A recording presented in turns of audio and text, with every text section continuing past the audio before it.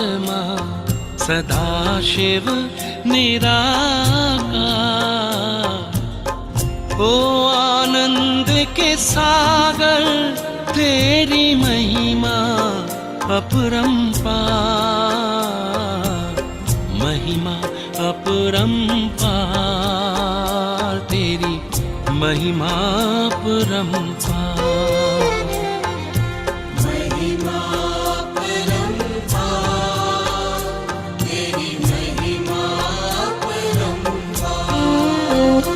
मेरे परम पिता परमात्मा।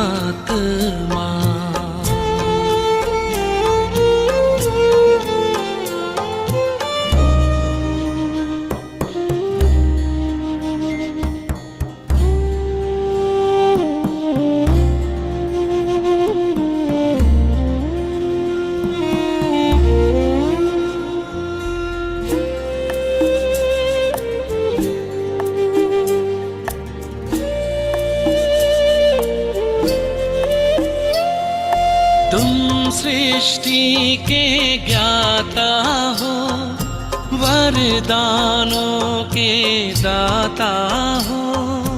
तुम सृष्टि के ज्ञाता हो, वरदानों के दाता हो।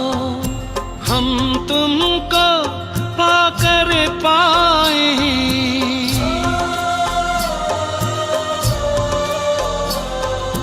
हम तुमको पाकर पाए, गति सदगति उपहार। महिमा अपरंपार, तेरी महिमा अपरंपार।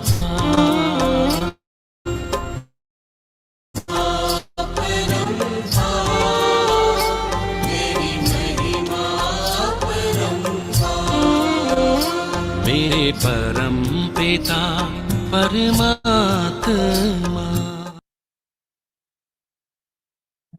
ओम शांति। दीपक बहन आप वेलकम करें, फिर विकास भाई भाई साहब का इंट्रोडक्शन देंगे।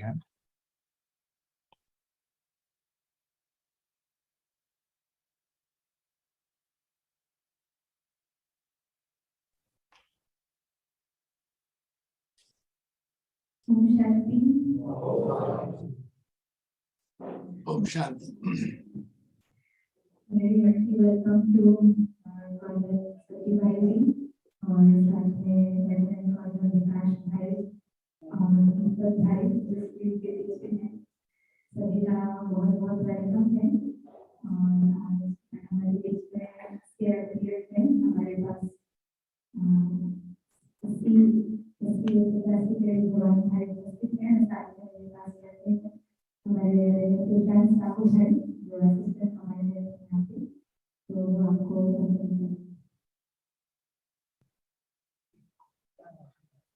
ये सती भाई साहब, ये असिस्टेंट कमांडेंट साहू भाई हैं, ये आपका वेलकम करेंगे कल ना। ओके, एक मिनट। हाँ, एक मिनट, ये कुछ वो हो गया है।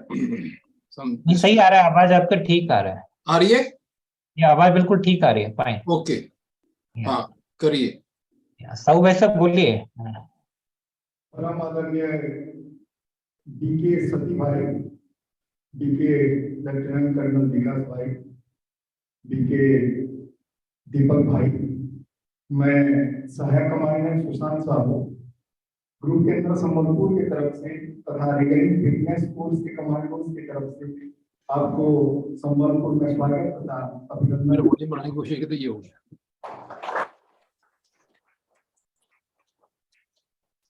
महोदय, ये रिगार्डिंग फिटनेस कोर्स कुल 82 कार्मिकों का एक कोर्स है जो कि 2 जनवरी 2023 से स्टार्ट होकर 13 फरवरी 2023 तक कुल 6 सप्ताह का है। ये course medically lower medical categories के जवानों को लेकर किया गया है, जिसपे हमारा ये प्रयास है कि इन लोगों को ये अपना क्लासेस के माध्यम से इन लोगों में सेल्फ अवेयरनेस आए और अपने बारे में सोच पाए, अपना जैसे क्राइसिस कंडीशन पे कैसे खुद को काम करते हुए डिसीजन ले पाए अपना नेगेटिविटी को दूर करते हुए कैसे पॉजिटिव एटीट्यूड आ पाए, ये सभी विषय में ये सेशन को रखा गया है।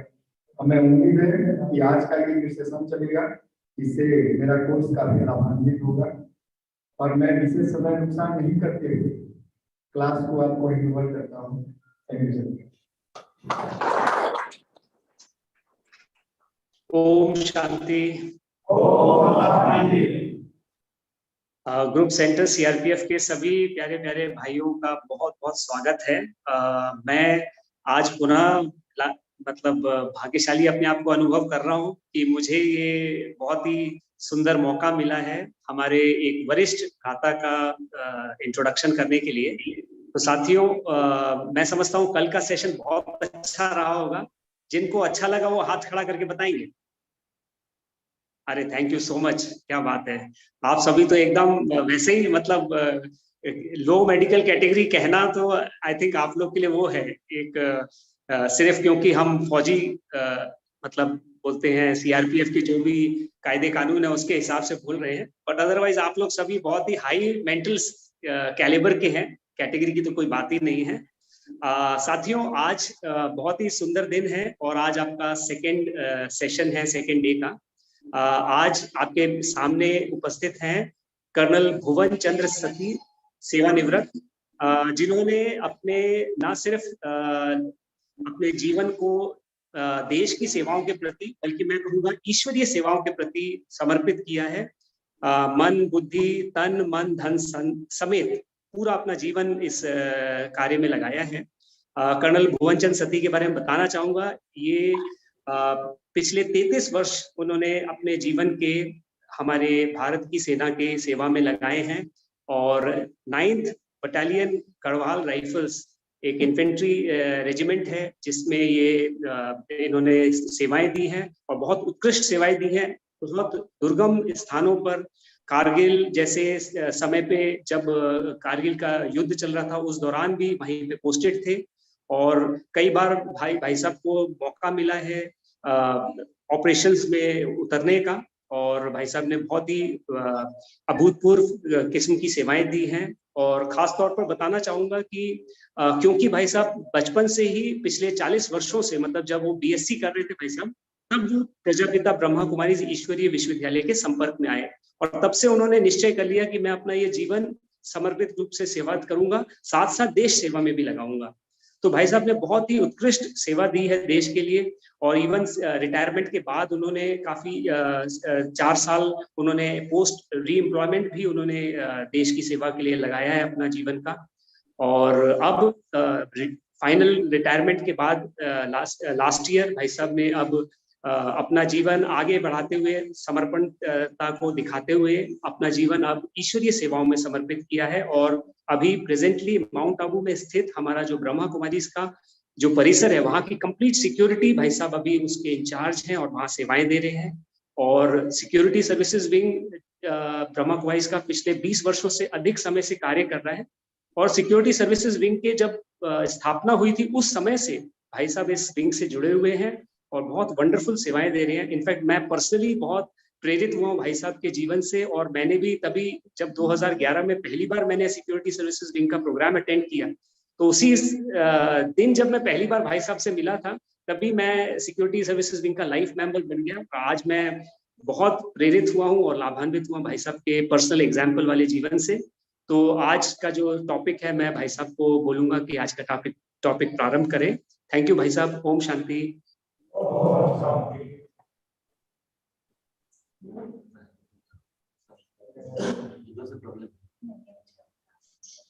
सती भैया अनम्यूट कर लीजिए प्लीज।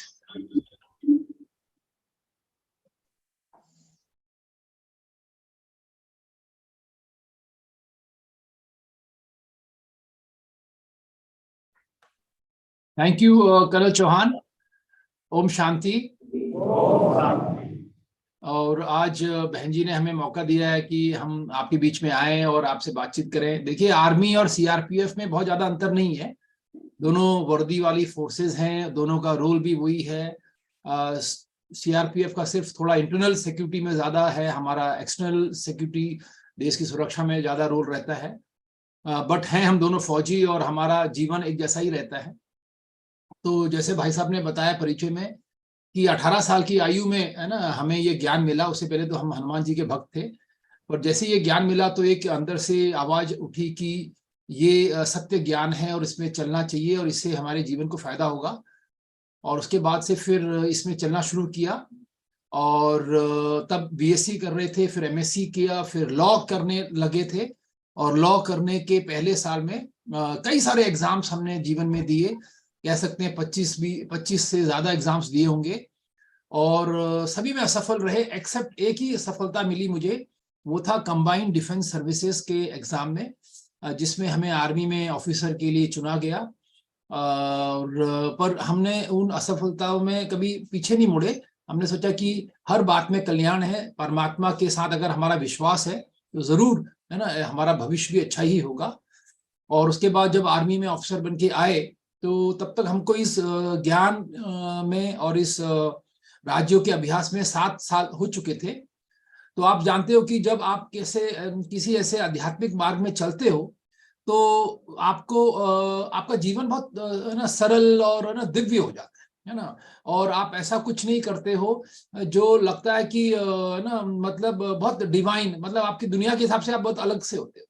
तो जब मैं ये करने के इसके ऐसी पर्सनैलिटी लेके जब मैं आर्मी में आया, मैंने ट्रेनिंग के लिए स्टार्ट किया, तो मुझे कुछ समय लगा अपने को एडजस्ट करने में, क्योंकि आर्मी का जो माहौल है, हमारे जो फौज का माहौल है वो अलग है ना। उसमें भगवान के प्रति आस्था तो है, पर ऐसी कोई दिव्यता नहीं है, ऐसी कोई है ना शुद्धता बहुत ज्यादा नहीं है जिसको हम इस मार्ग में अपनाते हैं। तो थोड़ा मुझे कठिनाई हुई भोजन को लेके और उसको लेके, बट भगवान कहता है, एक बहुत बड़ा मैसेज देता है कि आपके अंदर एक ऐसी कला होनी चाहिए कि आप एडजस्ट करना जानते हो, बैलेंस करना जानते हो। तो फिर मैंने उस बैलेंस की कला, एडजस्ट करने की कला का इस्तेमाल किया और अपनी ट्रेनिंग को सकुशल पूरा किया। फिर मेरी पोस्टिंग 9 गढ़वाल राइफल्स में हुई, जो कि इन्फेंट्री बटालियन होती है, आप जानते हो। इन्फेंट्री भारतीय सेना की वो फौज है जो सबसे अग्रिम है ना स्थान पे रह के लड़ाई लड़ती है।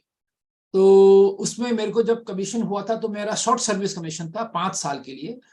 और 5 साल के बाद फिर आर्मी हमारा दोबारा टेस्ट लेती है, मेडिकल कराती है और हमारी रिपोर्ट्स देखती है 5 साल के। अगर हम ठीक हैं तो ही हमें परमानेंट कमीशन मिलता है, अदरवाइज हमें ना फौज से विदा किया जाता है। तो मेरे जो पहले 5 साल का कार्यकाल था वो बहुत अच्छा बीता था, और मैंने अपनी तरफ से तो बेस्ट हमेशा करता था, जो कि मैं बहुत सेटिस्फाइड नहीं था फौज के अंदर, क्योंकि मैं स्पिरिचुअल था, मेरे अंदर सोच मेरी बड़ी स्पिरिचुअल थी, है ना। मैंने आज 33 इयर्स और इंक्लूडिंग ट्रेनिंग 35 इयर्स की जो फौज की जीवन को मैंने काटा है, मैं आपको बताना चाहता हूं कि मैंने कोई भी व्यसन नहीं किया, है ना, कोई भी व्यसन नहीं किया, ना दारू, ना सिगरेट, ना बीड़ी, ना शराब, है ना, और ना नॉन वेज, और पिछले 8 साल से मैं कॉफी चाय भी नहीं लेता हूँ, है ना। तो ऐसा जीवन जब मैं फौज में जी रहा था, तो और मैं फिजिकली फिट रहा, थ्रू आउट शेप 1 रहा, है ना। जब मैंने ट्रेनिंग में ज्वाइन किया और जब मैं रिटायर हुआ तो मैं शेप 1 था, मतलब मैं फिट था, बिल्कुल फिट रहा। तो ये चीजें जो होती है ना हमारी आध्यात्मिक जीवन, और उससे जो हमारे जीवन में लाइफस्टाइल आता है वो हमें फिट रखता है, मेंटली भी और फिजिकली भी। तो मैं मेंटली भी फिट था, फिजिकली भी फिट था, तो इसलिए मैं हर काम को अच्छे ढंग से करता था। बट मैं चूंकि एक स्पिरिचुअल बंदा था, तो मेरे मन में हमेशा ये रहता था कि मैं स्पिरिचुअल ना वातावरण में रहना पसंद करूंगा। तो 5 साल बाद मेरे को जब एक ऑफर आया कि भाई मेरे रिपोर्ट्स भी बड़े अच्छे थे, तो कि आप रहना चाहेंगे फौज में, आप छोड़ना चाहेंगे, कि आप एक्सटेंशन लेना चाहेंगे 5 साल के लिए और। तो मैंने बहुत विचार किया। तो मेरे घर में मेरे फादर जो थे वो जब मैं 9th क्लास में था तो वो एक्सपायर कर गए थे, वो नेवी में थे। तो मेरी माताजी ने मेरे को एक ना आश्वासन दिया था कि एक आदेश दिया था कि आप जो है, जो 3 आपकी छोटी बहनें हैं उनकी शादी के लिए आप मेंटली तैयार हो जाओ, और आपको कोई जॉब करनी पड़ेगी, उनकी शादी में आपको हाथ बढ़ाना है। तो फिर मुझे लगा कि अच्छा जॉब करना है तो फिर मुझे कुछ करना पड़ेगा। तो ये जो 5 साल थे पहले फौज के, उसमें हमारी एक बहन की शादी हो गई थी, 2 रह गई थी, तो अभी वो जवाबदारी तो मेरे ऊपर थी। तो फिर मैंने सोचा कि अभी क्या करना चाहिए। तो मैंने बहुत निर्णय के बाद ये निर्णय पे आया कि मैं एक्सटेंशन लेता हूँ 5 इयर्स का। तो मैंने उसमें लिख दिया एक्सटेंशन। तो वो जब फॉर्म काउंटर साइन के लिए मेरे सीईओ के पास गया तो उन्होंने मुझे बुलाया, बोला कि आपने परमानेंट कमीशन के लिए नहीं भरा और आपने एक्सटेंशन के लिए भरा, ऐसा क्यों किया। तो मैंने उनको बताया कि सर मैं आर्मी से बहुत प्यार करता हूं और आर्मी एक बहुत सम्मानजनक जीवन है और मुझे है ना कोई ज्यादा तकलीफ नहीं है, बट मैं सिर्फ अपनी जो विचारधारा है मेरी स्पिरिचुअल थॉट प्रोसेस उसको ध्यान में रखते हुए बहुत लंबा समय अब आर्मी में नहीं देना चाहता हूँ और मैं अपने ही हिसाब से अपने जीवन को जीना चाहता हूँ। तो उन्होंने मेरी तरफ देखा, वो 3 साल से मेरे सीईओ थे और उन्होंने मेरे को ना मुस्कुराया थोड़े, फिर कहा कि देखो मैं आपको 3 साल से देख रहा हूँ और मैंने आपकी 3 रिपोर्टें भी लिखी हैं और मैं ये कहना चाहता हूँ कि आप एक बहुत कुशल ऑफिसर हो। आप जैसे आदतें जो आपकी हैं वो बहुत हमें उस पर बहुत गर्व है और आपकी जो कार्य करने की शैली है, मुस्कुराते हुए आप हर कार्य करते हैं, वो बहुत हमें अच्छा लगता है। तो मैं आपको ये सुझाव देना चाहता हूँ, क्योंकि मैं आपके परिवार को भी जानता हूँ, कि आप परमानेंट कमीशन ही भरेंगे, आप एक्सटेंशन के लिए नहीं भरेंगे और मैं इसको स्वीकृति नहीं करता हूँ और आप इसको परमानेंट में भरिए। फिर मैंने जाके शाम को अपनी बहनों की राय ली, हमारी ब्रह्मा कुमारी बहनों की, उन दिनों मैं हैदराबाद में था, तो उन्होंने भी फिर मुझे यही मोटिवेट किया कि नहीं आप फौज में रहिए, बहुत सेवा करेंगे आप आगे आने वाले समय में। तो मैं फौज में रहते हुए कभी भी किसी को ज्ञान नहीं सुनाता था, मैं बहुत साइलेंट रहता था, अपना काम करता था, बट मैं किसी को ज्ञान नहीं सुनाता था क्योंकि मुझे लगता था कि शायद ये मेरा पर्सनल लाइफ है, मुझे क्या बताना है किसी को। बट लोग मुझे वॉच करते थे, मेरे जवान, मेरे जेसीओस, मेरे अधिकारी मुझे देखते रहते थे। तो काफी लंबे समय बाद, कह सकते हैं 10-15 साल तक, जब उन्होंने मुझे वॉच किया तो उन्हें लगने लगा कि ये ऑफिसर का एक जीवन शैली अलग है, ये हर काम करता है, हर माहौल में मौजूद रहता है, बट ये अपने ढंग से चलता है। तो फिर उन्होंने पूछा, भाई आपके जीवन में ये खुशी, ये बैलेंस है ना, ये मुस्कुराहट, ये ना, ये क्या है, इसका रीजन क्या है ना, आप बहुत कूल और काम भी रहते हो। तो मैंने उनको बताया, सर मैं मेडिटेशन करता हूँ, मैं रोज सुबह 4 बजे उठता हूँ और मैं राजयोग मेडिटेशन का अभ्यास करता हूँ और उसके साथ मेरे जीवन में ना मैं ये धारणाओं पे चलता हूँ। तो उनको बड़ा अच्छा लगा। तो उन्होंने बोला, यार ऐसा करो, आप हमारे लिए भी कुछ प्रोग्राम करो, क्योंकि हमें भी इसका लाभ लेना चाहिए। तो धीरे धीरे मैंने प्रोग्राम स्टार्ट किए, पलटन से, ब्रिगेड से, डिव में, कोर में, ऐसे करके। और आपको जान के ताजुब होगा कि अब तो हमारे प्रोग्राम्स बहुत बड़े स्तर पे होते हैं। सीआरपीएफ में भी हमारे बहुत बड़े बड़े प्रोग्राम्स हुए हैं। जब डीजी भटनागर साहब थे तो उनके माध्यम से संपूर्ण सीआरपीएफ के सभी फ्रंटियर्स में है ना हमारे प्रोग्राम हुए हैं। उनसे भी हम पर्सनली मिले थे उनके ऑफिस में जाके। तो कहना मैं ये चाहता हूं कि जब हमारे लाइफ में स्पिरिचुअलिटी होती है तो हमारा लाइफ तो वही होता है फौजी का, बट एक काम करने का स्टाइल थोड़ा सा चेंज होता है। तो जब मैंने परमानेंट कमीशन के लिए भरा तो मेरा तो रिपोर्ट्स अच्छी थी, तो मुझे तुरंत परमानेंट कमीशन मिल गया और मैंने ज्वाइन किया। क्या बोलते हैं, फिर वापस आर्मी में मैंने 5 साल 15 साल फिर 20 साल आपको करना पड़ता है। तो मैंने सोचा चलो, मैं पहले भी सिंसियरली था, अभी भी हमने काम करना ही है। तो हमारी पलटन चलेगी कश्मीर, और कश्मीर जब हम चले गए तो वहां पे आप जानते हो 95 की बात कर रहा हूं मैं, तो वहां पे आतंकवाद था, बहुत जबरदस्त आतंकवाद था उन दिनों। और हमारी पलटन को उन्होंने श्रीनगर में भेजा, कश्मीर की जो राजधानी है, और मेरे को उन्होंने लाल चौक में रखा, मेरे कमान अधिकारी ने। और जहां हम रहते थे लाल चौक में, तो वहां पे आप सब जानते हो जो सीआरपीएफ के पुराने सिपाही हैं, बक्सी स्टेडियम है एक, तो उसके नजदीक से आपका एक इंडोर स्टेडियम भी है जहां पे सीआरपीएफ की एक बहुत बड़ी टुकड़ी रहती है। और उसके ठीक सामने गुजर हॉस्टल है जहां पे मैं तैनात था। और मेरे इलाके में सारा हाफ चिनार, लाल चौक, वो सब इलाका मेरे पास था, डल झील मेरे पास थी। तो हम जैसे वहां पहुंचे, 1 महीना हमें ट्रेन किया गया कि कैसे ऑपरेशन करते हैं। उसके बाद फिर हमें इंडिपेंडेंट करके बोला कि आप ऑपरेशन करिए। हमारी वहां पे पलटन 2 साल रही, हमारी कंपनी भी 2 साल रही, मैं भी पूरा 2 साल वहां रहा। और मैं आपको बताना चाहता हूं कि बड़ा ताजुब लगा सबको, हमारी पलटन को और जवानों को, कि सबसे अव्वल नंबर पे हमारी कंपनी रही, जो कि मेरी ब्रेवो कंपनी थी, ऑपरेशंस में भी और हर प्रकार से ना वहां पे जो पब्लिक रिलेशंस बनाने में भी। और हमने 40 मिलिटेंट्स करीब पकड़े, जिसमें हमने 7 AK राइफल, 8 पिस्टल्स, है ना, काफी गोला बारूद, पैसे, है ना, काफी सामान हमने हासिल किया। और एक भी जवान हमारा कैजुअलिटी नहीं। तो ये रहा हमारा कश्मीर का बहुत अच्छा अनुभव। और जो भी हमने मिलिटेंट्स पकड़े वहां पे, तो उसमें से अधिकांश मिलिटेंट्स ऐसे थे जो अपने हाइडआउट्स में थे या अपने घरों में थे। और हमारे मुखबिर के माध्यम से हमने उनको ना पकड़ा, और उसके बाद हमने सभी को एक मौका दिया जीने का। हमने उनको बहुत उनके सुधार कैंप किए, है ना, और उससे हमने देखा कि कई उसमें से आज एक अच्छी जीवन शैली में आ गए हैं और अच्छा लाइफ जी रहे हैं और अच्छा उनका जीवन बन गया है अभी। और इसके बाद जो है फिर हमारी पलटन गई कारगिल। ये बात है 2011 की, 2001 की, है ना। हमारी पलटन कारगिल की तरफ गई और तब मैं एक मेजर था, सीनियर मेजर था और है ना, मैं कंपनी कमांडर तो पहले भी था 95 में और फिर यहाँ पे भी मैं कंपनी कमांडर था। तो वहां पे हमारी जो कंपनी थी वो एलसी पे तैनात थी, एलसी पे, लाइन ऑफ कंट्रोल पे, और मेरे नीचे 10 पोस्ट थे, 17,000 से लेके 10,000 तक। तो चूंकि मैं उन दिनों बहुत यंग और बहुत फिट अफसर था, तो मुझे उन्होंने सबसे डिफिकल्ट और सबसे टफ पोस्ट दिए, तो मैंने बड़े खुशी से स्वीकार कर लिया। मैंने बिल्कुल मैं करूंगा। और उन दिनों वहां पे कारगिल के हालात ऐसे थे कि युद्ध खत्म हुआ था, 99 का कारगिल युद्ध, और वहां पे भारत पाकिस्तान के बीच में बहुत फायरिंग होती थी, बहुत फायरिंग होती थी। तो हालात ठीक नहीं थे, हालात डिस्टर्ब थे। बट मैंने ये देखा है कि जब आप स्पिरिचुअल होते, जब आप परमात्मा से जुड़ते हो, जब आप उनकी याद में कार्य करते हो, तो आपके अंदर कुछ ऐसी कलाएं, ऐसा ज्ञान आ जाता है जिससे आप, है ना, किसी भी इलाके में कुछ समय के लिए शांति की किरणें डाल के उसको स्टेबलाइज, उसको शांत कर सकते हो। तो मैंने भी अपनी योग की विधि से उस इलाके को थोड़ी सी वाइब्रेशंस दी जाने से पहले। तो हम जब वहां पहुंचे तो वो इलाका काफी कुछ, है ना, थोड़ी देर के लिए शांत हो गया। उसी बीच हमने अपनी कंपनी को वहां बिठाया और सारा दौरा किया सारे पोस्टों का। और उसके बाद मैं 15,000 फीट जो थी मेरी पोस्ट, वहां पे मैं तैनात हो गया और मेरी जो सबसे ऊंची पोस्ट थी वो 17,000 पे थी। तो बीच बीच में फायरिंग फिर शुरू हो गई थी हमारे और पाकिस्तान के बीच में, बट हम सुरक्षित थे और हम भी जवाब देते थे उनको फायरिंग का।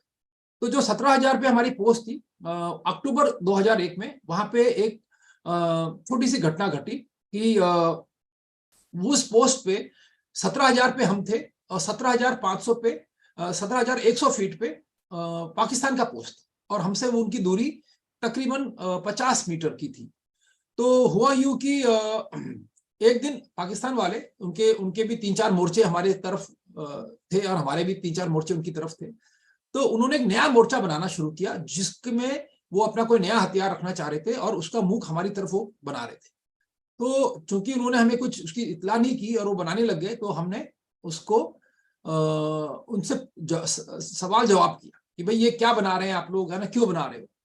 तो उसके साथ उन्होंने क्या किया, जो हमारे पाकिस्तानी लोग थे उन्होंने हमारा जवाब नहीं दिया, उन्होंने वो बनाते रहे। तो हमें लगा कि शायद ये कुछ गलत हो रहा है, इसलिए इसको रोकना चाहिए। तो हमने रेड फ्लैग दिखाया कि भैया इसको बंद करो, ये काम ठीक नहीं हो रहा है। तो उन्होंने, तो उस वक्त वहां पे एक ऑफिसर था, कैप्टन, जो मेरे नीचे था और जो वहां पे तैनात था। तो उसने उसको रेड फ्लैग दिखाया दुश्मन को, तो दुश्मन ने उसका भी कोई संज्ञान नहीं लिया, वो अपना काम करता रहा। फिर उसके बाद उस कैप्टन ने परमिशन लिया कि क्या मैं LMG से 2 राउंड हवा में फायर कर सकता हूं ताकि इनको मैं डराऊं। तो आदेश मिला कि ठीक है करो। तो उसने फिर LMG से 2 राउंड दुश्मन की तरफ फायर किया। उसका असर यह हुआ कि काम उन्होंने रोक दिया पाकिस्तान ने, और बट बदले में चूंकि वो ऊपर थे, उनकी पोजीशन डोमिनेटिंग थी, उन्होंने हम पे फायर शुरू किया। और वो फायर काफी तेज फायर था और काफी हैवी फायरिंग थी। और हम नीचे थे, वो ऊपर थे। वो फायर कम से कम 2-3 दिन तक चलता रहा। तो जब वो 2-3 दिन चलता रहा, 2-3 दिन चलता रहा, तो उससे क्या हुआ कि वो जो ऑफिसर था, है ना, वो जो ऑफिसर था वो यंग ऑफिसर होने के कारण वो काफी परेशान हो गया। मतलब उसको अनुभव नहीं हो पा रहा था, उसको ये समझ में नहीं आ रहा था कि मैं कैसे इसको कंट्रोल करूं। तो तीसरे दिन जब हमने उससे बात की तो हमें लगा उसको देख के कि वो थोड़ा नर्वस हो गया है ना, उसको लग रहा है कि जैसे मैं इस स्थिति को समझ नहीं पा रहा। तो रात का 9 बज रहे थे, मैं अपने कमान अधिकारी के साथ बैठा हुआ था हेडक्वार्टर पे, हम एक कोई कॉन्फ्रेंस में वहां बैठे हुए थे। तो हमारे कमान अधिकारी ने मेरे को रात 9 बजे बोला कि मेजर सती, उन दोनों में मेजर था, कि ये जो कार्रवाई हो रही है हमारे आपके पोस्ट में जो 17,000 फीट पे हो रही है, वो जो कार्रवाई हो रही है ये ऑफिसर की अब हैंडलिंग नहीं हो पा रही है उस ऑफिसर की उसमें, तो मैं चाहता हूं कि आप उसको पर्सनली देखो। तो मतलब बिल्कुल ठीक है सर। तो आप अभी इसी वक्त अपनी टीम लेके, जिसको लेके आप आए हो 15,000 फीट से नीचे हेडक्वार्टर में, आप अभी निकल जाओ। तो रात 9 बजे हमें ये आदेश मिलता है। और मैंने ये देखा कि जब आप एक स्पिरिचुअल सोल्जर होते हो, आपके अंदर अध्यात्म होता है, तो आपके अंदर ना हमेशा एक वफादारी रहती है कि मुझे हर काम ठीक से करना है, मुझे हर काम के लिए हाँ जी का पाठ हो जाना है। तो मैंने अपने कमानाधिकारी महोदय से कोई भी बहस नहीं की, मैंने बोला ठीक है सर, और मैंने अपनी टीम को तैयार किया। और हम सब, एक आदत हमारी थी कि जब भी हम कोई काम करते थे तो मैं अपने जवानों के साथ मेडिटेशन करता था 2 मिनट का। तो हमने मेडिटेशन किया 2 मिनट का, परमात्मा की ब्लेसिंग्स ली, और हम रात को 9 बजे चल दिए। तो हम जब चले तो हम लोग चले थे फ्रॉम द हाइट ऑफ 8,000 से, और हमको जाना था 17,000 से। तो आप में से कई सीआरपीएफ के जवान ऊंचाइयों में रहे होंगे, तो आपको पता है कि उन ऊंचाइयों में जब हम जाते हैं तो ऑक्सीजन की बड़ी कमी होती है, तो एकदम आप चढ़ नहीं सकते हो, तो थोड़ा सा धीरे धीरे चलना पड़ता है। तो हम लोग, और रास्ते भी वहां के ऐसे होते हैं जो बिल्कुल पगडंडियां होती हैं, और वो भी पत्थरों के बीच से, तो बहुत रास्ते कठिन होते हैं। तो हमने उस रास्ते में चलना शुरू किया, और हम रात को 13,000 फीट तक पहुंचे। हमने रेस्ट लिया, फिर अगले दिन हम दिन में निकले तो हम 15,000 फीट तक पहुंचे। अब 15,000 से 17,000 फीट तक का जो रास्ता था, उसमें से जो आधा रास्ता था वो दुश्मन की नजर में आता, वो देखता था अचानक से। तो हमने दिन में मूवमेंट नहीं किया, हमने बोला कि नहीं, दिन में करेंगे तो वो फायर करेगा और हमको नुकसान पहुंचाएगा। तो हमने रात को किया। जब रात को हम निकले 7 बजे, फिर हमने अपना एक मेडिटेशन किया और हम निकल पड़े। तो आप समझ नहीं पाएंगे कि उस दुश्मन ने, उसको आभास था कि कोई ना कोई इनको रीइंफोर्स करने आएगा, इनकी तादाद बढ़ाने आएगा, इनकी मदद करने आएगा। तो उन्होंने क्या किया, इल्यूमिनेशन राउंड, आप सब जानते हो हमारे आरएल का इल्यूमिनेशन राउंड होता है, तो उन्होंने इल्यूमिनेशन राउंड फायर किया। और वो जो इल्यूमिनेशन राउंड फायर कर रहे थे रात को, उससे उनको दिखता था, प्रकाश हो जाता था, और वो हम पे फायर कर रहे थे। तो जैसे वो इल्यूमिनेशन राउंड फायर हुआ, हम पत्थरों में लेट जाए, और हम फिर अंधेरे होने पे फिर खड़े होकर चलने लगे। तो ऐसे करते करते हम धीरे धीरे 11:15 बजे उस पोस्ट पे पहुंचे। तो जब हम उस पोस्ट पे पहुंचे, तो उस वक्त वहां का सीन, फिर मैंने देखा योग बल का कमाल, कि 11:30 तक फायरिंग हो रही थी और वो रुक गई थी फायरिंग। तो मैं उस ऑफिसर से मिला। अब आर्मी में आप जानते हो कि जब भी कोई जूनियर ऑफिसर कोई काम करता है और ठीक से नहीं कर पाता, तो अमूमन उसको डांट या गालियां पड़ती हैं। तो मैंने उसको, ऑफिसर को कुछ नहीं बोला, मैंने उसको बोला कि देखो, आपने एक अच्छा प्रयास किया, अब आप 16,000 की जो हमारी पोस्ट है फीट पे, वहां जाके रेस्ट कर लीजिए, और मैं इसको भी, इस कार्रवाई को करेंगे, इसको, इस पोस्ट की संभाल करता हूँ। तो वहां पे एक छोटा सा एक मंदिर था, मैं उस मंदिर में गया, और मैं जैसे वहां पे जाके मैंने 2 मिनट के लिए प्रार्थना किया, मेडिटेशन किया। जैसे मैंने एक प्रकार से परमात्मा को एक अपने आप को सौंपा कि मैं अब यहाँ आया हूं, मुझे ये कार्य दिया गया है, और मैं ये कार्य आपको सौंप रहा हूं, और आपकी ब्लेसिंग्स था। देखो, जब भी हम कोई कार्य करते हैं ना जीवन में, तो उसको अगर हम सौंपते हैं परमात्मा को या भगवान को, तो क्या होता है, हमारा वो बोझ हल्का हो जाता है। ये टेक्निक है। कई बार हम खुद करने लगते हैं, कर भी लेते हैं, बट कई बार अभिमान या और कई बातें हमें पकड़ लेती हैं, और हम फिर बाद में परेशान रहते हैं। तो अगर हम निमित्त होकर काम करते हैं, तो वो हमें बड़ा बल देता है। तो फिर मैंने अपने कमरे में आया, तो जो मेरा कमरा था वो बहुत ही उसकी हालत ठीक नहीं थी। खैर, मैंने अगले दिन सुबह जब उठा, तो मेरे सीएचएम आए कि सर, अभी हम दुश्मन पे फायर करें। तो मैंने बोला कि देखो, ऐसा है, आज मेरा पहला दिन है, मुझे थोड़ी देर इसको वॉच करना है। तो 1 बजे जैसे ही मैं लंच के लिए बैठा, तो मैंने देखा मेरे कानों में फायरिंग की आवाज आ रही है, जबरदस्त फायरिंग की आवाज आ रही है।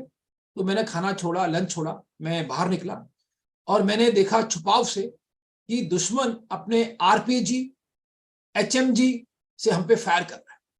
हम भी अपने एमएमजी और एलएमजी से फायर कर रहे थे, बट चूंकि वो ऊपर था, उसका फायर असरदार था। जब 2 घंटे तक ये फायरिंग हुई, करीब 3, साढ़े 3 बजे तक, तो मुझे लगा कि दुश्मन हावी है। तो मैंने अभी फिर सोचा क्या करना चाहिए। तो देखिए, आप अगर परमात्मा को सौंपते हो ना, तो वो आपको विचार देता है, वो आपका साथी बन के आपका साथ देता है। तो एकदम मेरे को एक विचार आया कि हमें इसके ऊपर मोटर फायर करना चाहिए।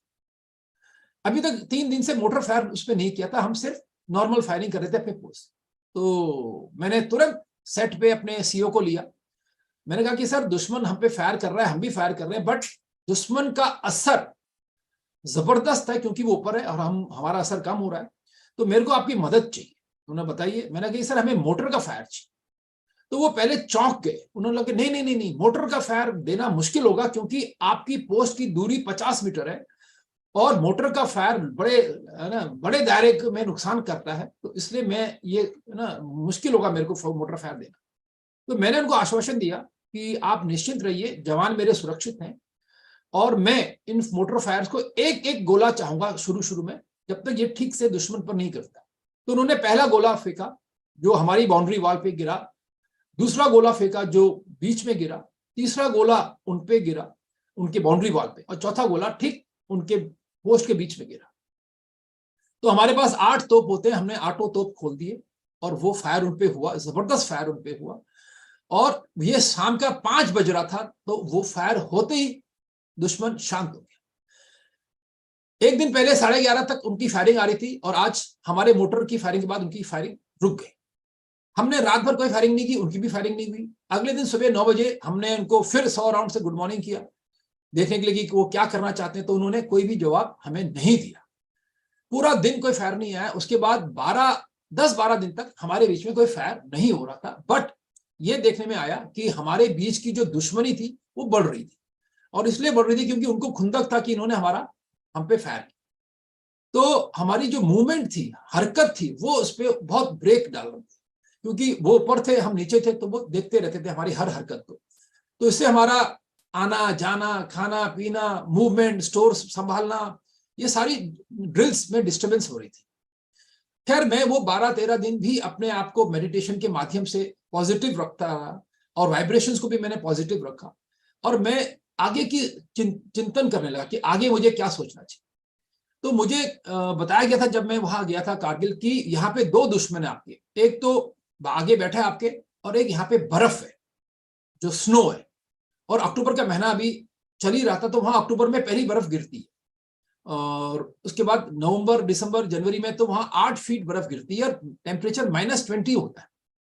तो ये देखते हुए मेरे को लगा कि ये दुश्मन तो अभी शांत हो गया है, अभी वो दुश्मन से कैसे लड़ेंगे, तो उस दुश्मन से लड़ने के लिए तो इसके साथ हमारे अच्छे संबंध होने होंगे, क्योंकि ये तो अभी हमें हरकत ही नहीं करने दे रहा है।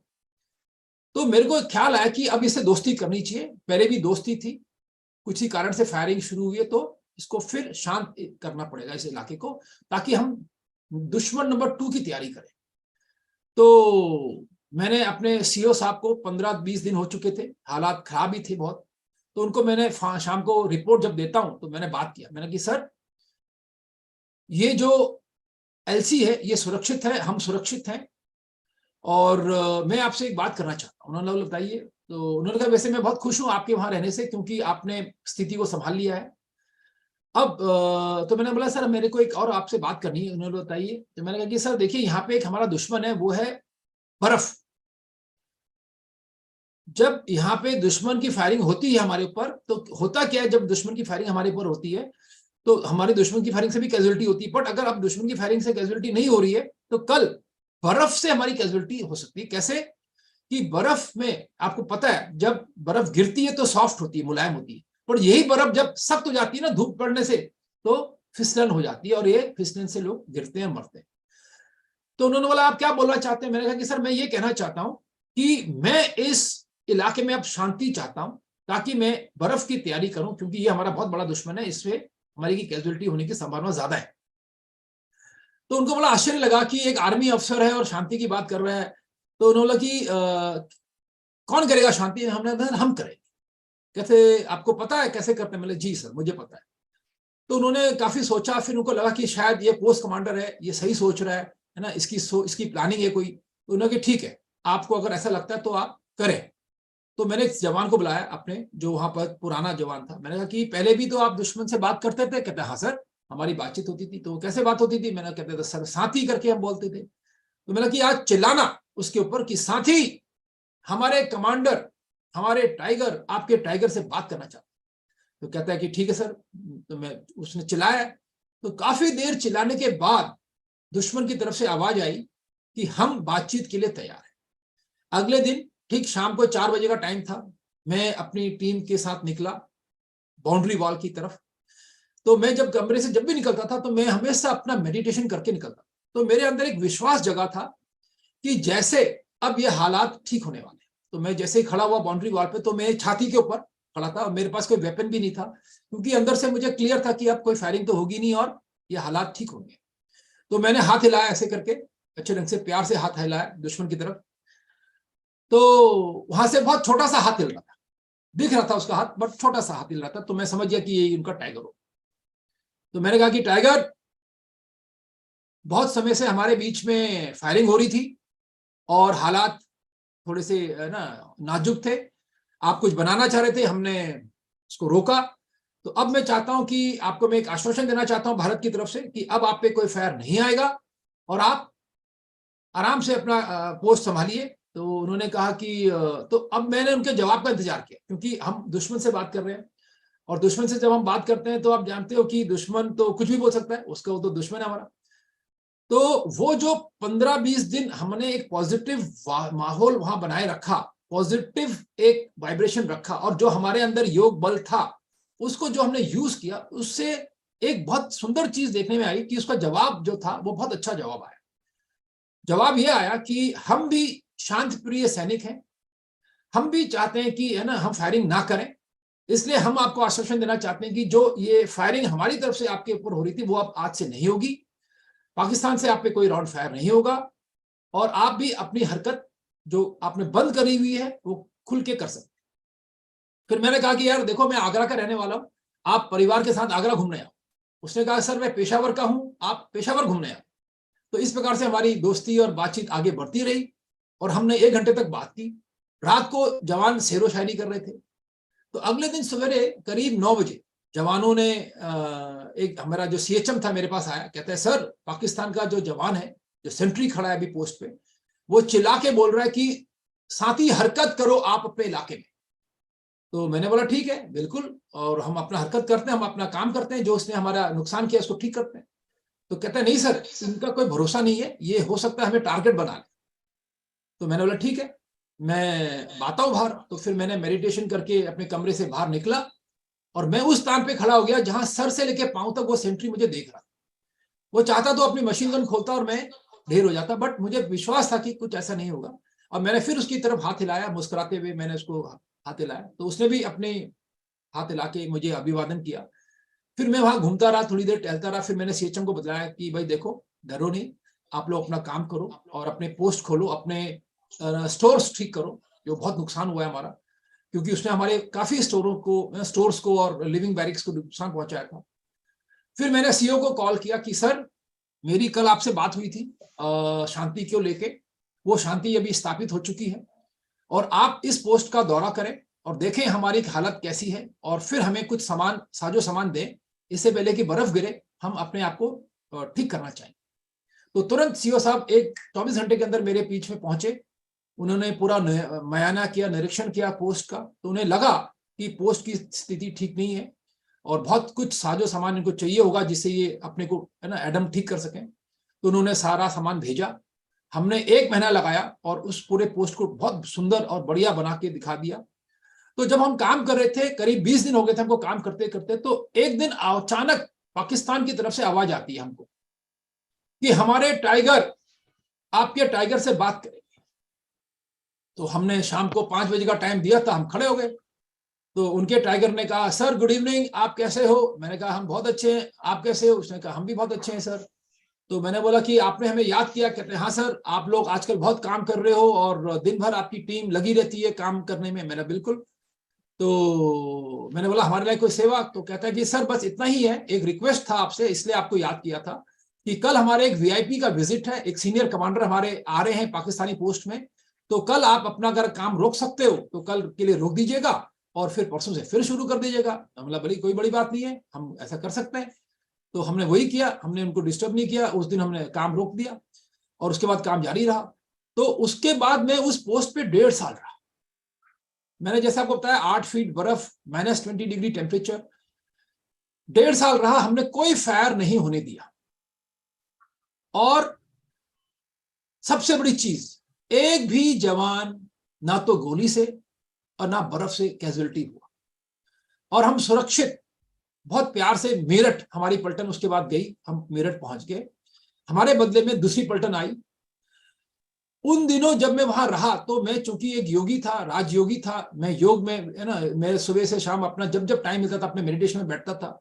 तो मैं एक परमात्मा से अपनी बातचीत में ये कहता था कि इस इलाके में शांति होनी चाहिए, बहुत फायरिंग हो गई है, आप इस इलाके को में शांति होनी चाहिए। तो जहां जहां तक मेरी नजर जाती थी मैं वाइब्रेशंस फैलाता था, ये मेरी शुभ भावना थी वहां के लिए।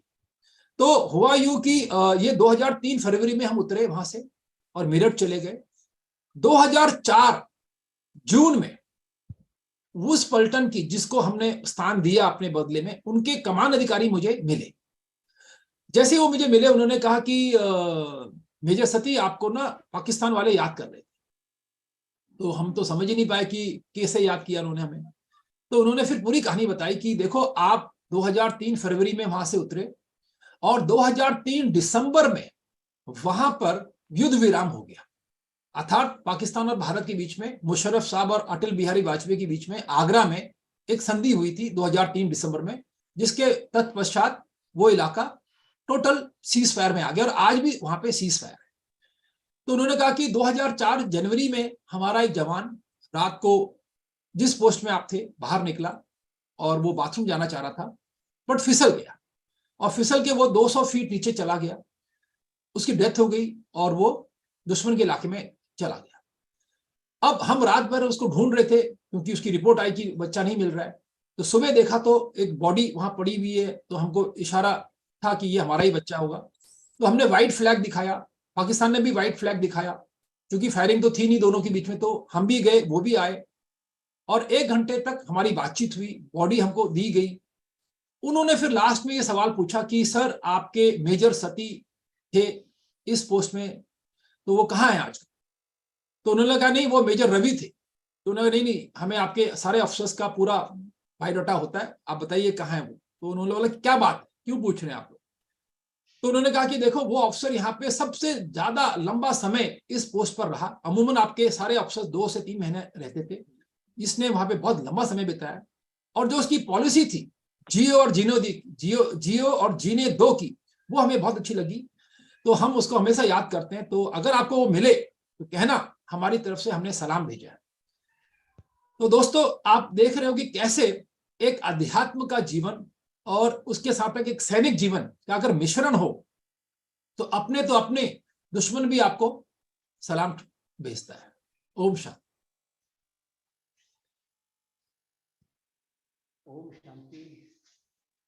तो साथियों हमने आज कर्नल सती भाई जी का अनुभव। यस भाई आपका आवाज बहुत कम आ रहा है। ओके अभी ठीक है भाई जी? ये अभी ये थोड़ा और इट्स ओके।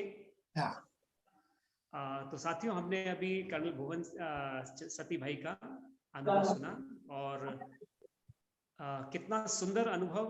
हम इससे यही एक प्रेरणा ले सकते हैं कि हम सभी भी अपने इस जीवन में अगर हम इस ईश्वरीय ज्ञान को थोड़ा समझें, इसकी जो बेसिक जो चीजें हमें सिखाई गई हैं पिछले 2 दिनों से आप जान रहे हैं, आज तीसरा दिन है, तो जरूर हम भी अपने जीवन में कुछ ऐसा कुछ गुण कुछ शक्तियां धारण कर पाएंगे जिससे हमारे जीवन में भी आने वाले जो भी उतार चढ़ाव हैं या कह सकते हैं जो भी समस्याएं हैं वो बहुत हद तक कंट्रोल हो सकती हैं।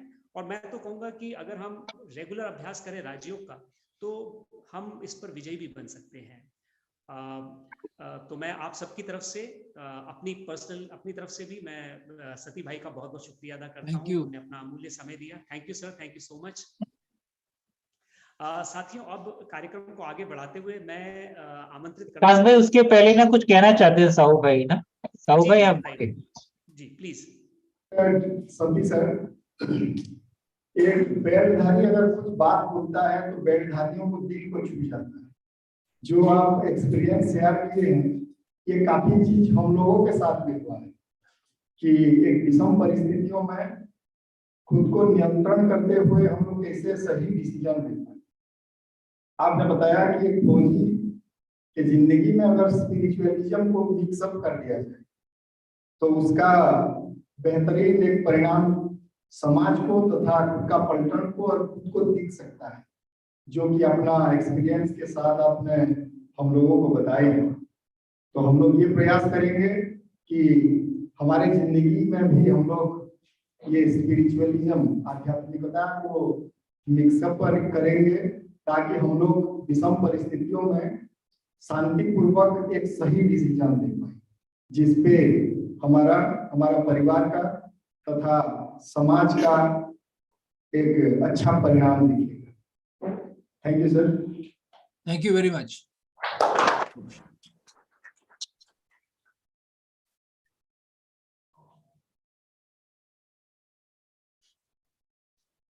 विकास भाई अनम्यूट कीजिए, विकास भाई अनम्यूट कीजिए। Thank you very much. ओम शांति। ओम शांति सती भाई, थैंक यू। अभी सुमिलिता बहन क्लास कराएंगी या आप? Thank you. जी ओम विकास भाई शांति। आपका आवाज नहीं आ रहा है। हाँ अभी ठीक है भाई जी?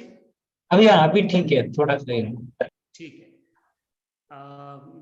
ओम शांति। सभी प्यारे भाइयों को मैं एक बताना सर माइक को थोड़ा नजदीक कर लेंगे ना, थोड़ा कम है। हाँ भाई जी, एक्चुअली मैं थोड़ा यहाँ वो है ना, आवाज गूंज रही है। मैं एक मिनट जस्ट कम आउट। अभी ठीक है? अभी ठीक है भाई जी? माइक को थोड़ा नजदीक करके बोल सकते हैं ना, ओके, नजदीक करके। जस्ट मिनट भाई जी। हेलो। हाँ बोलिए भाई जी, बोलिए। हाँ दीपक भाई, अभी ठीक है ना मेरा आवाज? ठीक है वैसा बोलिए आप, चलेगा। अच्छा। तो साथियों, कार्यक्रम को आगे बढ़ाते हुए मैं आपको अब जो नेक्स्ट हमारा सेशन है वो है कामनेस इन क्राइसिस। कैसे हम विषम परिस्थितियों में अपने मन की स्थिति को बहुत ही नॉर्मल बनाकर अपना कार्य कर सके, घर परिवार में भी और कार्य व्यवहार में भी। ये जो सेशन है हमारे बीच में अभी आदरणीय ब्रह्मा कुमारी सुमलता दीदी आएंगी, और जो कि हमारे से जुड़ भी चुकी हैं, आप उनको स्क्रीन पर देख भी रहे हैं। उनके बारे में मैं चंद एक बातें मैं बताना चाहूँगा। सुमलता दीदी जो पिछले 22 वर्षों से भी अधिक समय से ब्रह्मा कुमारी के सेवा केंद्र में समर्पित रूप से सेवाएं दे रही हैं, और इनके एजुकेशनल क्वालिफिकेशंस के बारे में बताना चाहूँगा कि ये MA है इन काउंसलिंग साइकोलॉजी। इन्होंने MSc किया है वैल्यू एजुकेशन एंड स्पिरिचुअलिटी में। डबल PG डिप्लोमा किया है वैल्यू एजुकेशन एंड स्पिरिचुअलिटी में, और साथ ही काउंसलिंग एंड स्पिरिचुअल हेल्थ में। इनके पास स्पेशल एबिलिटी है as a psychologist, counsellor, trainer, researcher, youth motivator, translator, writer and programme designer. मैं कहने का भाव ये है कि सुमलता दीदी जो है एक मल्टी फेसेटेड पर्सनैलिटी हैं, और बहुत ही वंडरफुल फैकल्टी है, जो कि पूरे मनुष्य मात्र के लिए सेवाएं दे रही है, ईश्वरीय सेवाएं, और बचपन से ही इस ईश्वरीय मार्ग से जुड़ी है, ईश्वरीय ज्ञान प्राप्त किया है। और ज्यादा मैं समय न लेते हुए अब मैं रिक्वेस्ट करूंगा आदरणीय दीदी को कि आज का सेशन प्रारंभ करें। आदरणीय ब्रह्मा कुमारी सुमलता दीदी। ओम शांति दीदी। ओम शांति। सभी को गुड मॉर्निंग। जो भी हमारे CRPF फैमिली वाले बैठे हैं, आप सबको गुड मॉर्निंग। आप सबसे मिलकर बहुत खुशी हुई। और विकास भाई जी, दीपक भाई जी, आप सबको भी प्रणाम और गुड मॉर्निंग। ओम शांति। Thank you for a sweet introduction. और जो टॉपिक हमने आज अभी चर्चा करने वाले हैं, हलचल में अचल, काम इन chaos। हमारा अनुभव, मतलब हम सभी का अनुभव यही कहता है कि जिंदगी में ऐसा कोई व्यक्ति नहीं जो हलचल और chaos अनुभव ना कर पाए अभी तक। चाहे आप LKG वाले को ले, छोटे बच्चे को लो, या फिर डिफरेंट प्रोफेशंस वालों को लीजिए, घर वाले, होम मेकर्स। जैसे आप जैसे कोई प्रोफेशन में नहीं है, घर में है, होम मेकर्स है, या फिर रिटायर्ड वाले हैं, या फिर बहुत टेंशन वाला काम हो, कोई भी हो, कोई भी आयु वाले हो, लेकिन हर एक अपने लाइफ में हलचल को, chaos को अनुभव करते ही रहते हैं। और हम ये भी नहीं कह सकते हैं कि चलो अभी मेरा ये साल तक हलचल हुआ है, मतलब मैं जब इस उम्र तक था तो मेरा बहुत ऐसा ऐसा हलचल था, अभी तो मेरा कुछ भी मेरे लाइफ में अप एंड डाउन नहीं है, ऐसा भी हम नहीं कह सकते हैं। बिकॉज दिस chaos, ये हलचल जो है, it is a continuous process. छोटी वाली छोटी प्रॉब्लम हो या बड़ी प्रॉब्लम हो, प्रॉब्लम तो हमेशा हमको रहता ही रहता है। एंड अभी हम ये देखेंगे, जैसे अभी आप 2 दिन से शायद ये स्पिरिचुअल क्लासेस, आई थिंक ये 3rd डे है, एंड फिर और 2 दिन या 3 दिन भी चलेगा, आई थिंक 7th तक चलेगा। तो ये सारे स्पिरिचुअल सेशंस का सार हम यही कह सकते हैं कि हम अपने माइंड को स्टेबल कैसे रख सकते हैं, और माइंड स्टेबल रखने के लिए कैसे हमको स्पिरिचुअलिटी मदद कर पाती है। सारे सेशंस का जो थीम है इसी आजू बाजू घूमता है। भले आप स्ट्रेस मैनेजमेंट लीजिए या जो भी टॉपिक आप लीजिए, हम अलग अलग रीति से इसी बात पर हम चर्चा करते ही आ रहे हैं और करते ही आते हैं। अभी चलो, हलचल तो हम सबको होता ही रहता है, कभी बाहर की भौतिक सिचुएशंस के हिसाब से हलचल होता है, आपके प्रोफेशन के हिसाब से कहीं पर हलचल हो रहा है, कोई सिविल वॉर हो रहा है, कहीं पर कुछ सिक्योरिटी की जरूरत पड़ती है, तो जहां हलचल होता है वहां पर उन लोगों को सभी को कंट्रोल करने के लिए you are all the special force. बाकी हम आज इस सेशन में हम ये जानेंगे कि हमारे माइंड को प्रोटेक्ट करने के लिए हमारा कुछ फोर्स है क्या, हमारे पर्सनल माइंड के लिए कोई सीआरपीएफ है। आप सोसाइटी को, लोगों को बचा रहे हो, प्रोटेक्ट कर रहे हो, so you are a protection force to the people who is protection force for you people. मैं भौतिक रीति से नहीं पूछ रही हूँ, भौतिक फैसिलिटीज के बारे में नहीं पूछ रही हूँ, बिकॉज पहले यहाँ पर हम अगर स्टेबल रहेंगे तो बाहर हमारा जो सब कुछ है वो स्टेबल हो ही जाएगा, वो ऑटोमेटिकली स्वतः स्टेबल हो ही जाएगा। अगर मेरा यहाँ मन में अगर स्टेबिलिटी नहीं है, बाहर की सिचुएशंस भले इतनी बड़ी परिस्थिति नहीं भी है, लेकिन मेरा देखने का दृष्टिकोण अगर मैं उसको बड़े रूप से देख रही हूँ, ओ ये तो बहुत बड़ा प्रॉब्लम है, this is a very big problem, कोई भी मेरे मदद करने के लिए नहीं आ रहे हैं, मेरे बड़े ऑफिसर्स जो हैं मेरे को समझ नहीं समझ रहे हैं, मेरे फैमिली मेंबर्स ऐसे हैं, ऐसा मेरा दृष्टिकोण जो है, अगर मैं उसको इस रीति से देखती हूँ तो क्या वो परिस्थिति जितनी बड़ी है उतनी ही बड़ी रूप में मैं देखूंगी या और बड़े रूप में देखूंगी? क्या कहेंगे? प्रश्न तो क्लियर है ना आप सभी को? परिस्थिति, प्रॉब्लम्स है अपने पास, हम सबके सामने है ही, लेकिन अगर मैं ओवरथिंक करूंगी, अगर मैं थोड़ा ज्यादा उसके बारे में नेगेटिव सोचती रहूंगी तो प्रॉब्लम मुझे बड़ा ही दिखेगा। करेक्ट? अभी अगर मैं प्रॉब्लम को मेरे माइंड के लेवल पे उसको बड़ा करके, बड़ा चढ़ा करके सोच रही हूं, तो व्हाट एम आई डूइंग? हलचल को मैं और हलचल में ला रही हूं या हलचल को अचल करने की कोशिश कर रही हूं? डेफिनेटली हलचल को मैं और बढ़ा रही हूं, लेकिन हमको करना क्या है? केओस में मुझे काम करना है, मुझे हलचल में अचल रहना है, यही है ना हम सबका? अगर हाँ है तो एक बार हाथ उठाइए, if I am clear, if I am right. हाँ जी, थैंक यू सो मच। सो क्या ये पॉसिबल है क्या हलचल में अचल रहने का, या फिर हलचल की परिस्थिति आती है तो मुझे हलचल में आना पड़ेगा? अगर मेरे सामने बहुत पीसफुल एनवायरनमेंट है तो मैं शांत रह सकती हूँ, अगर कोई मेरा कुछ दुश्मन है या मुझे गुस्सा दिलाने वाले कोई बात कर रहे हैं तो मुझे गुस्सा आएगा, अदरवाइज मुझे गुस्सा नहीं आता है ना, तो मैं ठीक हूं ना? क्या कहेंगे? लोग सिचुएशंस हलचल में ला रहे हैं, मुझे कुछ केओस क्रिएट कर रहे हैं, तब मैं केओस में, तब मैं अपनी मानसिक स्थिति मेरा हलचल में आ रहा है। तो ऐसा ठीक है, या फिर हलचल की स्थिति में भी मुझे अचल रहना है?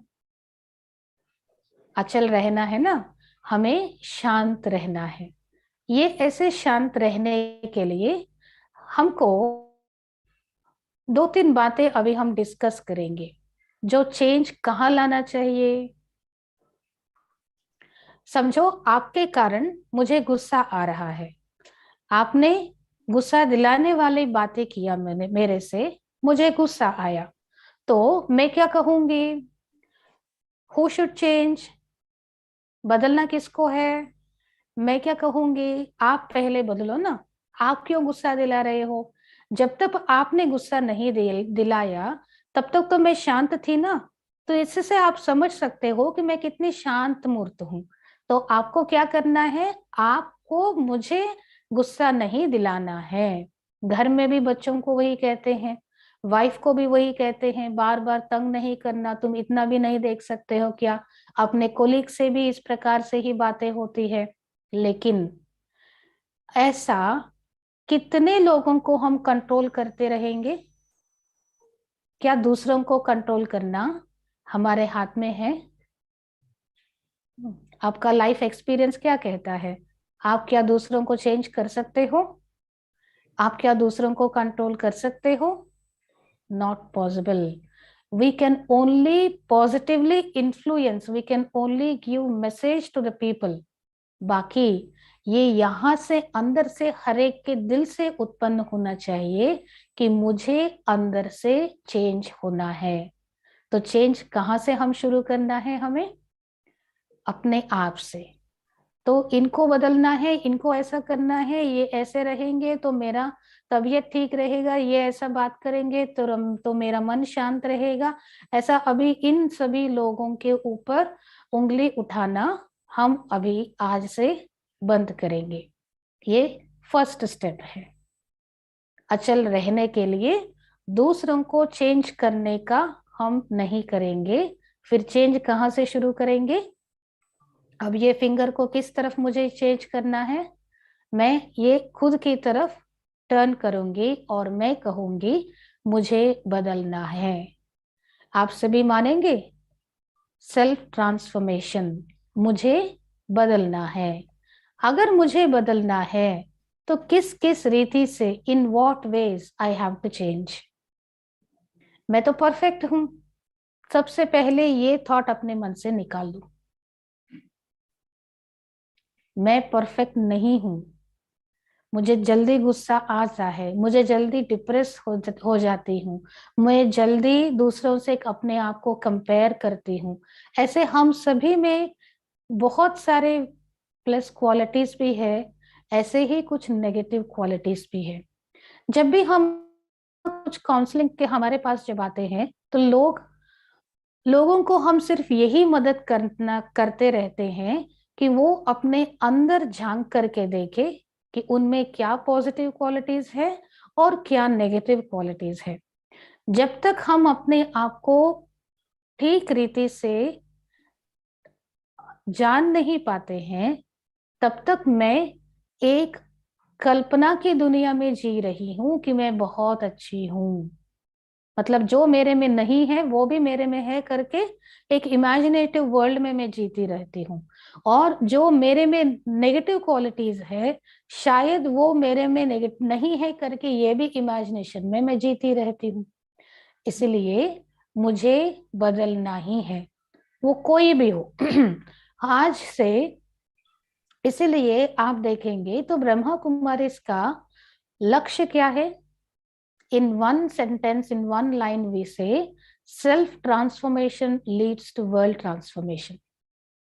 स्व परिवर्तन से विश्व परिवर्तन।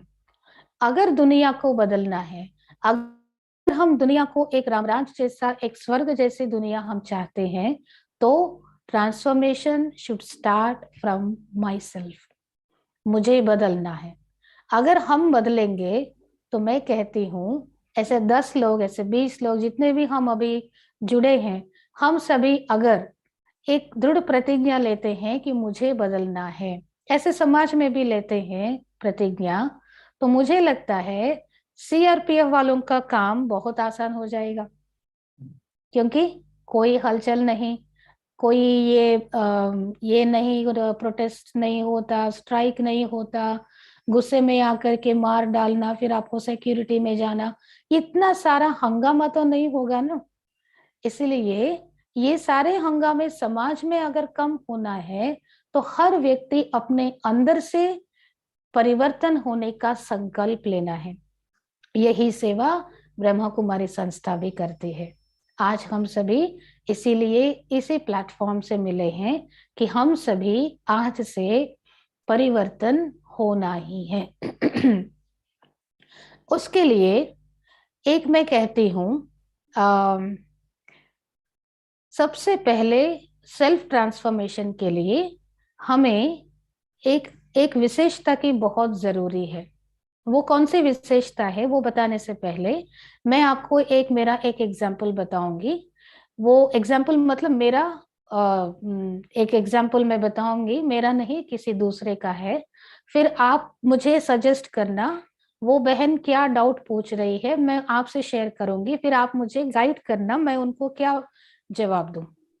तो क्या हुआ है, मेरी एक फ्रेंड है जो बहुत फेमस है, साइकोलॉजिस्ट है, फिर उनको इधर उधर जाना पड़ता है, लेकिन उनका थोड़ा लिमिटेड बिलीफ सिस्टम है।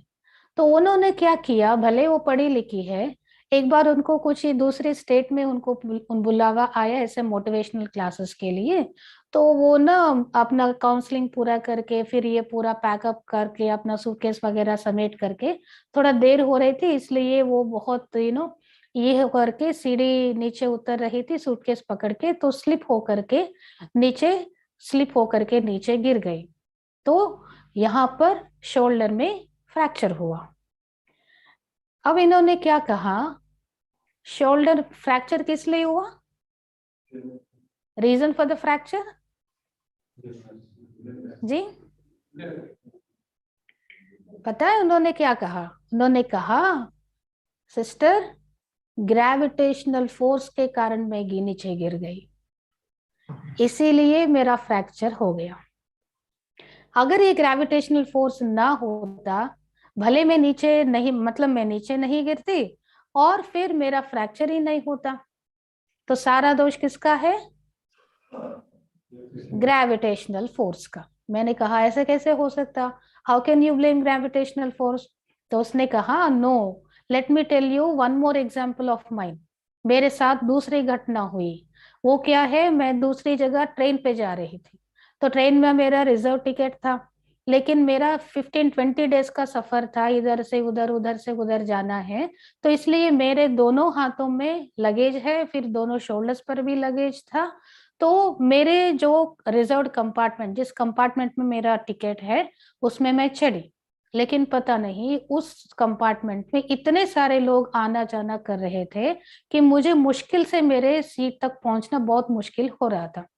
इस बीच में एक आदमी इतना फास्ट फास्ट चलते हुए आ रहा था कि वो मेरे को जोर से धक्का दिया और फिर वो अपने आप जैसे कुछ हुआ नहीं वो चला गया, लेकिन मेरा जो घड़ी था, हैंड वॉच जो था, वो गिर गया और वो टूट गया।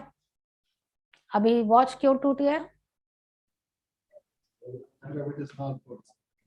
फिर से उनका यही जवाब, ग्रेविटेशनल फोर्स। उन्होंने कहा अगर ग्रेविटेशनल फोर्स नहीं होता तो मेरा वॉच टूटने की बात ही नहीं होती ना। अब बताओ मैं उनको क्या बोलूं, आप सभी क्या कहेंगे? क्या कहेंगे? ग्रेविटेशनल फोर्स पर दोष दे रही है वो, मेरे से ये सारी बातें बोल रही है, तो मैं क्या बोलूं? नीचे क्यों गिर गई, फ्रैक्चर क्यों हुआ, आप क्या कहेंगे? हाँ जी, कुछ बोल रहे क्या? मुझे सुनाई देने पड़ रहा है, 1 मिनट। हाँ, कुछ बोल रहे क्या कोई?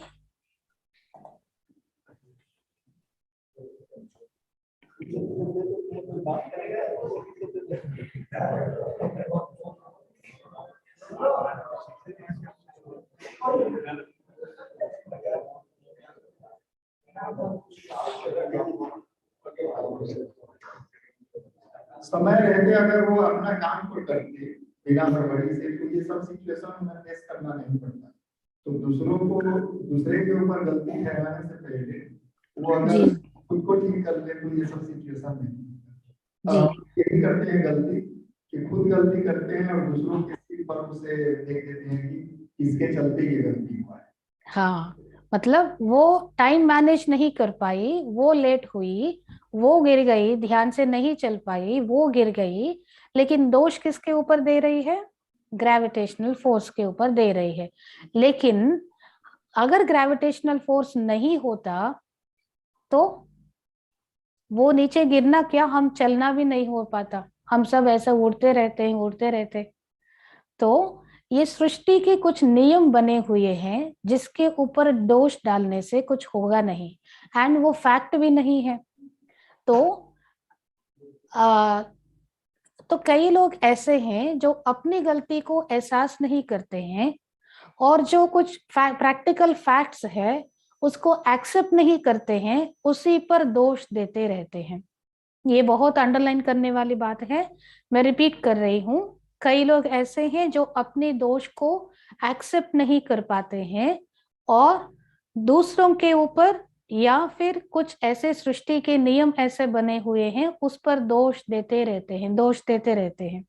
इसके भी कुछ साइकोलॉजिकल मेंटालिटी क्या होता है, मतलब मैं ठीक हूं, एक प्रकार से मैं एक कंफर्ट जोन में चली जाती हूँ। हाँ मैं ठीक हूँ, मेरी कोई गलती नहीं है ना, ये बिकॉज ऑफ दैट पर्सन मुझे ऐसा करना पड़ा। मतलब अपने आप को खुश करने का एक रॉन्ग तरीका अपना लेते हैं थोड़े लोग, जिसको हम कहते हैं ना कंफर्ट जोन में चले जाते हैं, क्योंकि वो सोचते हैं कि बार बार मैं अपने आप को चेक करती रहूंगी, मेरी कहाँ गलती हुई। वो लोग सोचते हैं मन बहुत थक जाता है। इसलिए साइकोलॉजी में ऐसे भी थोड़े लोग होते हैं जो अपने आप को ऑलवेज कंफर्ट जोन में रखना पसंद करते हैं और फिर ऑलवेज दोष दूसरों के ऊपर देते हैं। और बाय द वे मैं ये बताना चाहती हूँ कि ऐसे कोई घटना नहीं हुई है, ये सारी मेरी इमेजिनेटरी एग्जाम्पल्स है जो मैं आपके साथ रखी। वो बहन मेरी फ्रेंड तो है ही, लेकिन उनके साथ ऐसा कुछ हुआ नहीं है, लेकिन बेचारे उन्होंने कभी ग्रेविटेशनल फोर्स पर दोष नहीं डाला है। लेकिन मैं सिर्फ एक एग्जाम्पल के रूप में आप सबसे शेयर करने के लिए एक इमेजिनेटिव इंसिडेंट आपके सामने रखी हूँ। Hope I am clear.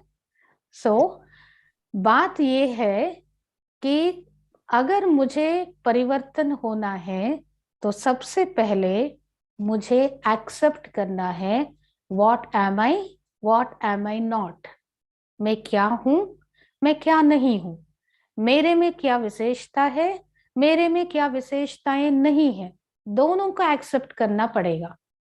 क्योंकि अगर समझो जिसको कई लोग ऐसे होते हैं जो ऑलवेज अपने ऊपर पॉजिटिव नहीं बात करते हैं, है उनमें बहुत सारी विशेषताएं, they are very effective, they are very potential, लेकिन कहते पता नहीं मैं कर सकती हूँ या नहीं कर सकती हूँ।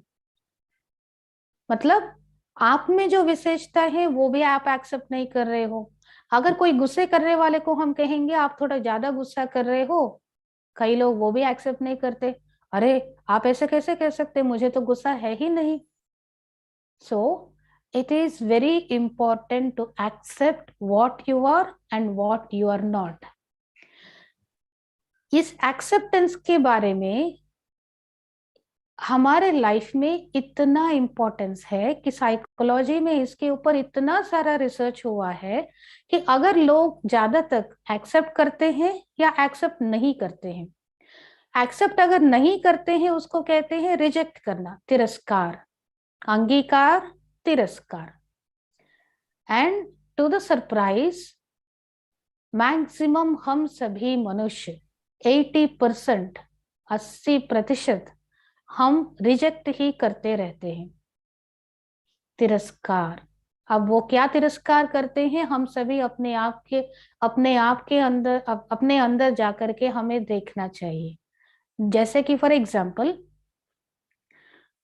कई ऐसे हैं जिनके सामने बहुत स्वादिष्ट भोजन थाली में आता है, लेकिन देखते ही कहेंगे आज भी यही सब्जी बना क्या, अरे बाप रे, 2 दिन भी नहीं हुआ ये सब्जी बन के फिर यही बना, अच्छा फिर से यही आदमी आया क्या मेरे सामने, अभी मुझे ऐसा ही करना पड़ता है क्या। कितना भी आप मन में सोचो, लेकिन आपको वही खाना है, उन्हीं आदमियों से, उन्हीं व्यक्तियों से आपको वर्क करना है, वही आपकी फैमिली मेंबर्स हैं। लेकिन मन में क्या खो रहा है, जिसको भी देखते हैं, जिससे भी हमारी बातचीत चलती है, पहले हमारा रिजेक्शन, ये ऐसा है, ये वैसा है, अच्छा ये खाना है क्या, ऑलवेज तिरस्कार, ऐसा 80%। अच्छा ये भी बात करता है क्या, अच्छा इसको कैसे प्रमोशन मिल गया, अब मैं नहीं कर सकती, ये सारा, ये all this comes under rejection. या तो अपने आप को तिरस्कार करते रहते हैं, या तो फिर दूसरे दूसरे लोगों को तिरस्कार करते हैं। इसलिए मेरा नम्र निवेदन है आप सभी से कि आप अपने आप को चेक करें कि आप में स्वीकार करने का स्वभाव कितना है, तिरस्कार करने का स्वभाव कितना है, and which one is beneficial, benefit किससे होगा, अंगीकार करने से या तिरस्कार करने से,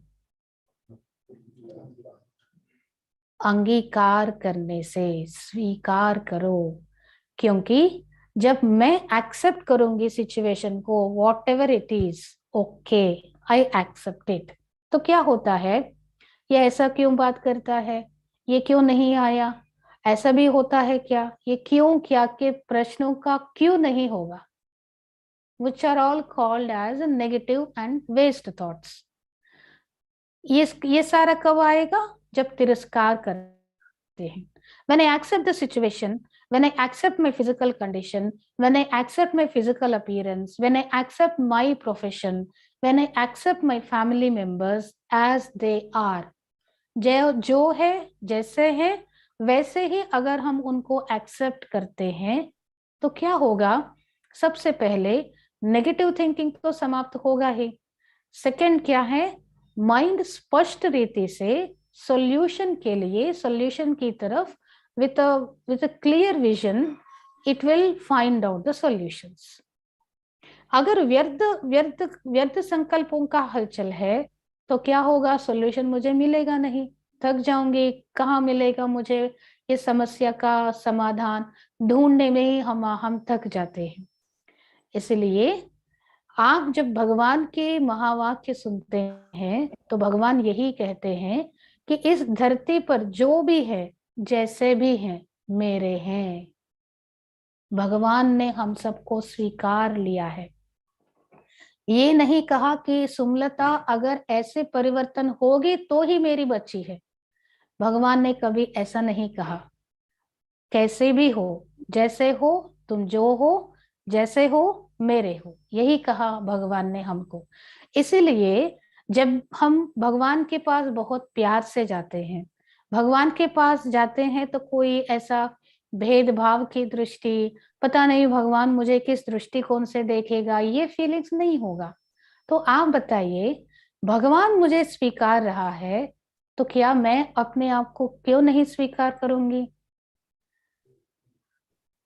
मैं दूसरों को क्यों नहीं स्वीकार करूंगी, वो एक्सेप्टेंस का फीलिंग क्यों नहीं रहना चाहिए मेरे में। अगर मुझे अचल स्थिति में रहना है, हलचल में भी, तो उस काम स्टेट में कैसे पा सकती हूँ, एक्सेप्टेंस, स्वीकार लीजिए। So first one is acceptance. दूसरा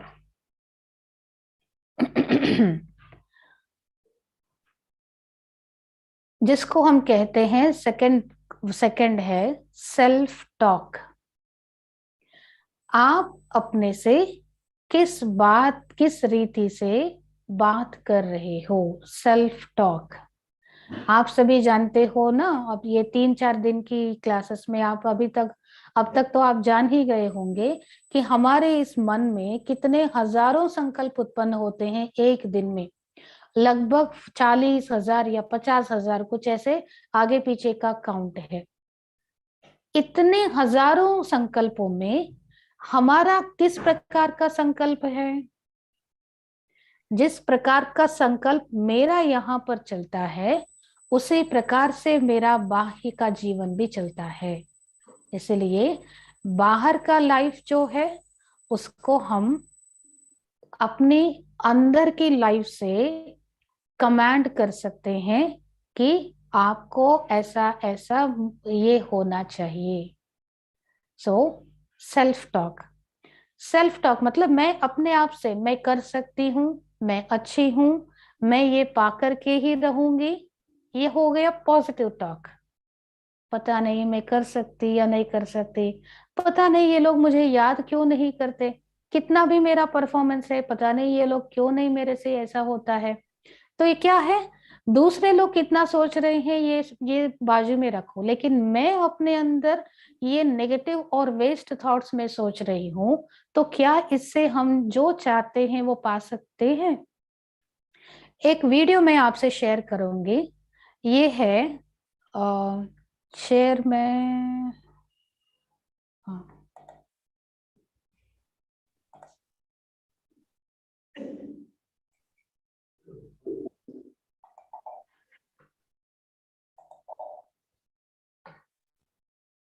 आप देखेंगे ये मैक्स फ्लॉयड वेदर है, जो बहुत फेमस बॉक्सर है, जिन्होंने बहुत सारे टाइटल्स भी जीता है। और उन्होंने कहा कि सेल्फ टॉक जो आप अपनी खुद से बात कर रहे हो, वो self talk, everything will go into your subconscious mind. तो पॉजिटिव सेल्फ टॉक है आप अपने आप को दे रहे वाले greatest gift you give to your subconscious mind. तो ये वीडियो आप देखिए। ये बॉक्सर जिनकी मैं बात कर रही थी, इन्होंने प्रैक्टिस करते समय कैसे प्रैक्टिस कर रहा है,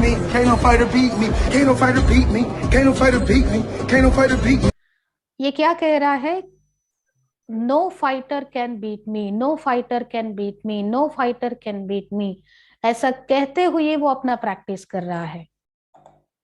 Ain't no fighter better than me. No fighter is better than me. I wasn't gonna lay on the rope and take punishment. Oh, I ain't gonna get hit. I'm gonna be shot. They fighting every day. They in the gym every day. Just give me 6 weeks and I got it. Give me 6 weeks and I got it. No one can beat me. Give me 6 weeks. I will do it and show you. इलागा, oh sorry, इस प्रकार से All I say, any fighter, you can say what they want to say. You put them in front of me, I'm gonna beat them. You better believe that. I'm so tough. I'm so tough. Box that midget. Box that midget. Box that midget, champ.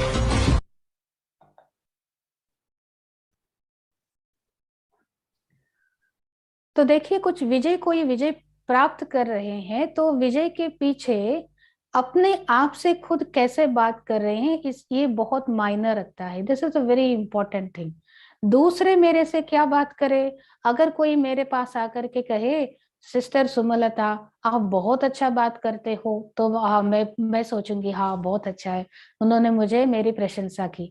अगर कोई मेरे पास आकर के कहे अरे आपका तो बहुत बेकार रहा, आपको तो कुछ आता नहीं है, आपको न खाना बनाना आता है, आपको न बात करने का ढंग है, तो मैं डिप्रेस हो जाऊंगी। तो बात ये है मैं क्या हूं।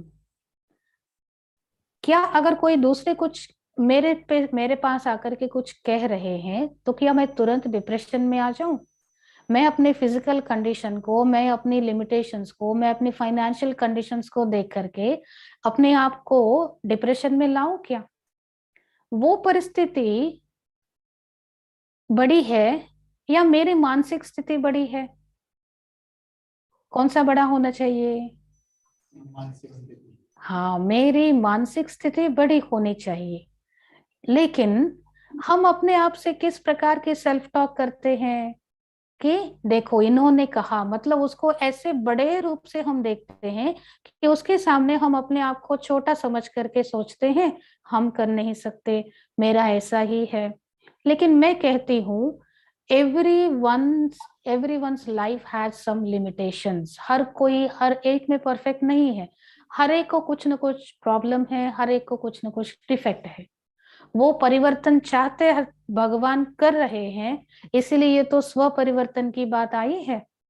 इसलिए अगर सेल्फ टॉक अगर पॉजिटिव करते हो, जो भी कार्य करते हो बहुत कॉन्फिडेंटली करो। आप ओवर कॉन्फिडेंस से नहीं, कॉन्फिडेंस से करो। और आपके मन में जो positive self talk, positive thoughts की जो बात आपके मन में चलती है, तो एक एक पॉजिटिव थॉट एक पॉजिटिव वाइब्रेशन क्रिएट करता है। जब पॉजिटिव वाइब्रेशन क्रिएट करता है तो यहाँ की जो पॉजिटिविटी है it will spread to the whole body. This is what is the beautiful research work done in the psychology, mind body relationship. अब देखो कई लोग सोचते हैं कि पता नहीं ये ब्रह्म कुमारियां क्यों अपने थॉट्स के ऊपर इतना बोलते रहते हैं। अरे मैं अपने मन में कुछ कुछ सोच रही हूँ, लेकिन लोगों से बात करते समय तो मैं अच्छा ही बात कर रही हूँ ना, और मेरे फैमिली मेंबर से मैं अच्छा ही बात कर रही हूँ, मेरा प्रोफेशन में भी मैं ठीक हूँ। तो क्या होता है अगर मैं अपने मन में कुछ कुछ ऐसे नेगेटिव मेरे संकल्प चलते हैं तो क्या होता है? ऐसे भी कईयों के विचार चलते हैं। लेकिन power of thoughts is not so easy subject. व्यक्ति के मन में जो संकल्प उत्पन्न हो रहे हैं वो ऐसे ही नहीं है जो सोचो लेकिन उसका कुछ मायना नहीं है, आप बस उसको सोचते रहो और that will not influence your life. No, हर संकल्प, every thought influences your mind, your body, your wealth, your profession, and overall your complete health. कई लोगों को आप देखते होंगे छोटा सा यहाँ पर कुछ अगर उनका कुछ हर्ट हुआ है, कुछ वुंड हुआ है, तो कई लोग ना उसको डोंट केयर करते हैं। आप सभी तो उसमें बहुत परफेक्ट हो, मतलब कुछ कुछ ऐसा होता है सर्दी गर्मी सब में आप अपने आप को ट्रेन अप करते हो कि that that doesn't influence your physical body. लेकिन कई लोग इतने सेंसिटिव होते हैं, छोटे से इतना भी कुछ होता है ना उसके बारे में ही ज्यादा सोचते रहते हैं कि मेरे को ही क्यों हुआ। अभी 2 दिन भी नहीं हुआ, एक हर्ट का एक वुंड जो है हील हुआ, अब दूसरा कुछ शुरू हो गया, पता नहीं मेरे को ही सब हमेशा होता रहता है। ऐसा इसके बारे में ज्यादा सोचते रहते हैं। उन लोगों को हीलिंग जल्दी होता है या स्लो होता है? क्या कहते हैं? स्लो होता है। क्यों? यहाँ हम जो सोचते हैं उसका प्रभाव हमारे बॉडी पर पड़ता है, क्योंकि एक छोटा सा सिस्टम, अपना ये बॉडी का सिस्टम, एक छोटा सा आपको मैं बताना चाहती हूँ इस संदर्भ में। हमारे ये जो ब्रेन है it is our sincere servant, हमारा सिंसियर सेवक है ये ब्रेन। अब ये ब्रेन को जो कमांड मिलता है बस वो सिंसियरली करने का ही काम दिया गया है, उसको और कुछ सोचने का भी नहीं है। जो कमांड मिलता है उसको करना ही है, सिंपली कंप्यूटर कुछ नया नहीं सोचेगा।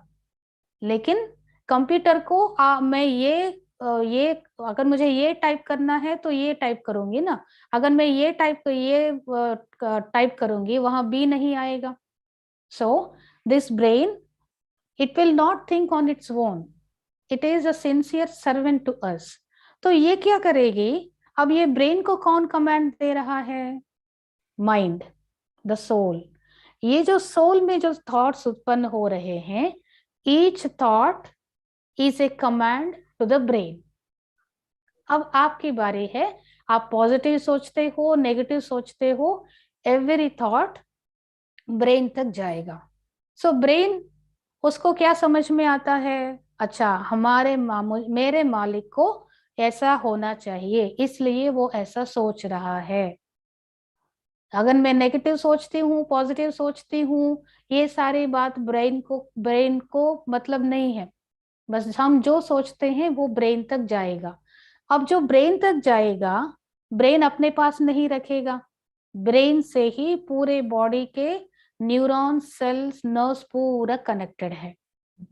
अब जो पॉजिटिव अगर मैं सोचूंगी, उस positive commands along with the positive vibrations, it will reach the whole body. आपके नीचे पांव जो लास्ट वाला सेल है, वहां तक भी एनर्जी और कमांड कैसे जाएगा? यहाँ ब्रेन से जाएगा। इसीलिए अगर मुझे यहाँ ये राइट हैंड उठाना है मुझे, तो मेरे मन में संकल्प उठेगा, वो ब्रेन तक जाएगा, और वो ब्रेन मेरे हाथ तक वो कमांड भेजेगा, और मेरा हाथ ऐसा ऊपर उठेगा। यही है ना सिंपल, बॉडी में हमारे वर्क कैसा चलता है, ये सिंपल प्रोसेस है।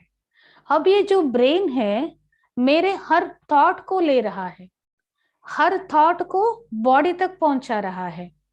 तो अगर मैं नेगेटिव सोचती हूं तो हेल्थ कैसा रहेगा? अगर मैं पॉजिटिव सोचती हूं, हेल्थ कैसा रहेगा? जो पॉजिटिव सोचने वाले हैं या फिर भगवान से प्रीत रख करके योग करने वाले हैं, योगी बच्चे हैं, ऐसे राजयोगी के इतने सारे एग्जाम्पल्स हमने देखा, जिन्होंने सिर्फ भगवान के नाम लेकर के अपनी बीमारी से ठीक होकर के उठे हैं। ऐसे बहुत सारे एग्जाम्पल्स हैं। ये सारा कैसे पॉसिबल हुआ? ये मैजिक कैसे हुआ? Magic of thoughts. बस आप यहाँ पर थॉट करते रहो, brain will be receiving your thoughts and it will be sending that positive और negative vibrations to the whole body. इसलिए आपको तंदुरुस्ती चाहिए, स्वस्थ चाहिए, तो भी मन को सेट करो, अपने आप से पॉजिटिव बातें, सेल्फ टॉक पॉजिटिवली रखो।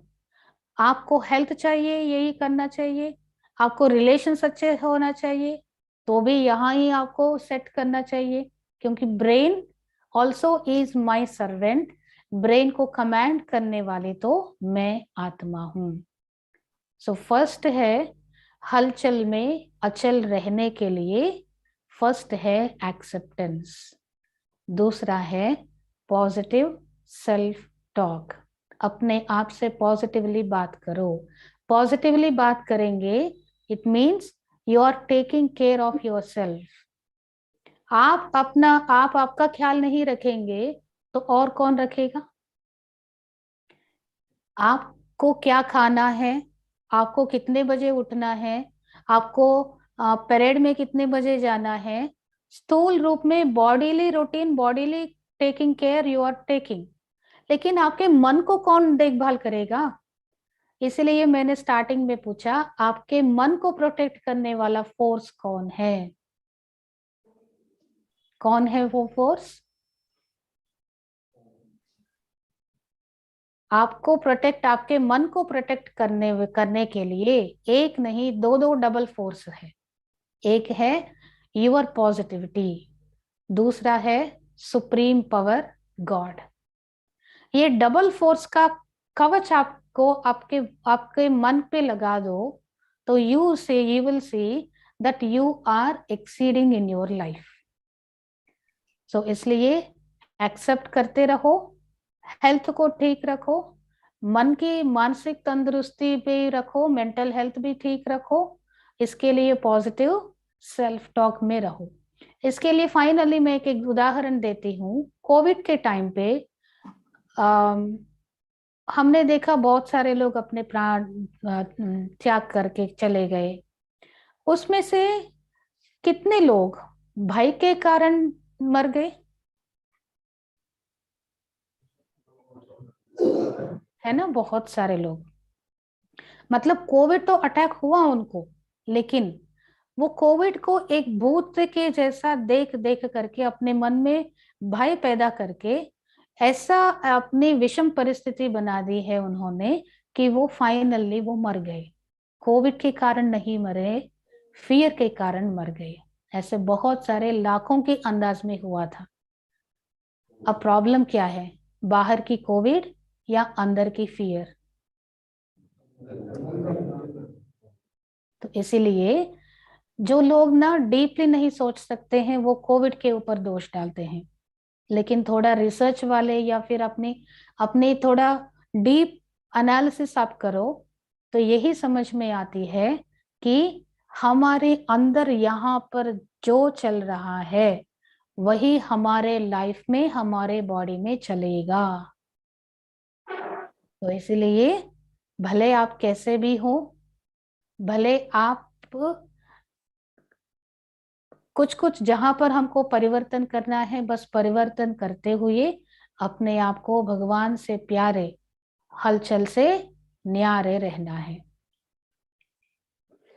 Thank you. ओम शांति।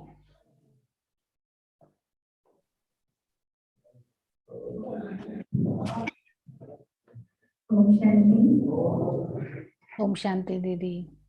थैंक यू जी, बहुत सुंदर रूप से आपने वर्णन किया कि क्राइसिस के समय में हम कैसे अपने मन को शांत रखेंगे और हमारे जो भी जवान भाई हैं यहाँ पर जरूर उससे उनको बहुत ही लाभ हो रहा है और सभी बहुत अच्छे ध्यान से सुन रहे हैं।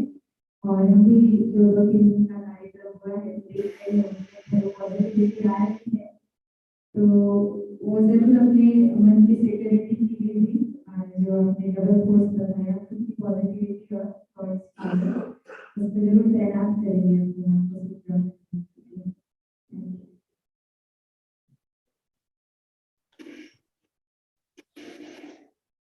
Thank you Sumalatha ma'am.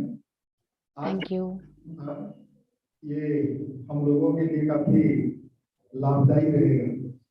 हमारे कोर्स पे एक चीज बोला जाता है कि मुश्किल वक्त कमांडो सर।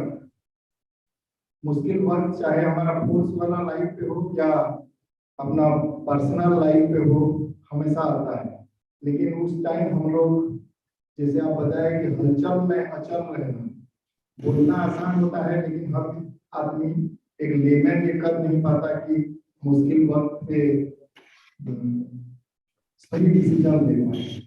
लेकिन आपका जो सेशन था इस पे मुश्किल टाइम में हम लोग कैसे पॉजिटिव एटीट्यूड के साथ सही निर्णय ले सकते हैं, उसके साथ साथ सेल्फ एक्सेप्टेंस और सेल्फ टॉक के बारे में जो बताए वो हम लोग प्रयास करेंगे अपना जिंदगी में लाने के लिए, जिससे हमें आशा है और मैं विश्वास दिलाता हूँ कोर्स की तरफ से कि ये हमारे लिए काफी लाभवान रहेगा। Thank you. Thank you Sumita दीदी, आपको बहुत हाँ बहुत जी। थैंक्स। सभी को thank you thanks. So much आप सभी को। आप सबसे मिलने का मौका मुझे आज मिला, इसके लिए भगवान को आप सबको भी बहुत बहुत बहुत धन्यवाद। दीदी 2 मिनट के योग के साथ पूरा करते हैं। हाँ जी। एक गीत पे लगा के करते हैं, सभी मेडिटेशन करेंगे फिर इस क्लास को पूरा करते हैं।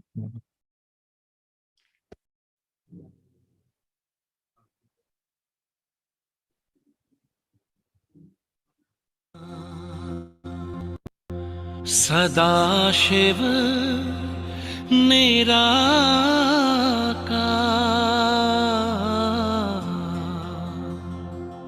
ओ आनंद के सागर, तेरी महिमा अपरंपार।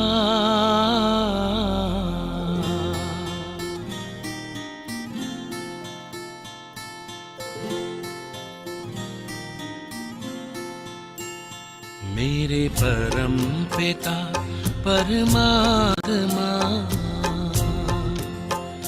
मेरे परम पिता परमात्मा, सदाशिव निराकार। परम पिता परमात्मा, सदाशिव निराकार। ओ आनंद के सागर, तेरी महिमा अपरंपार। महिमा अपरंपार, तेरी महिमा परंपार।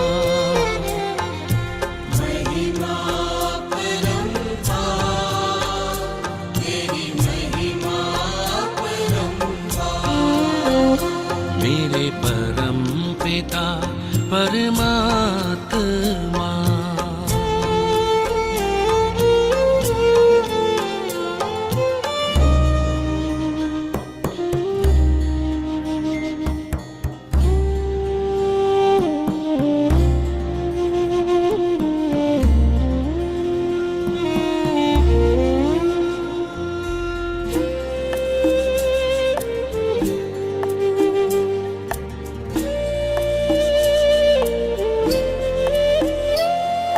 तुम सृष्टि के ज्ञाता हो, वरदानों के दाता हो। तुम सृष्टि के ज्ञाता हो, वरदानों के दाता हो। हम तुमको पाकर पाए,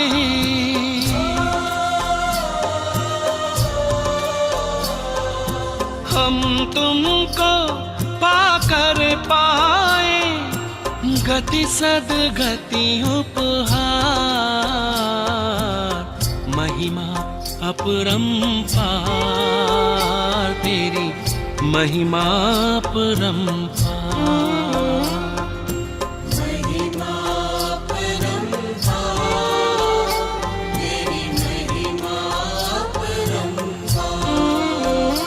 मेरे परम पिता परमात्मा।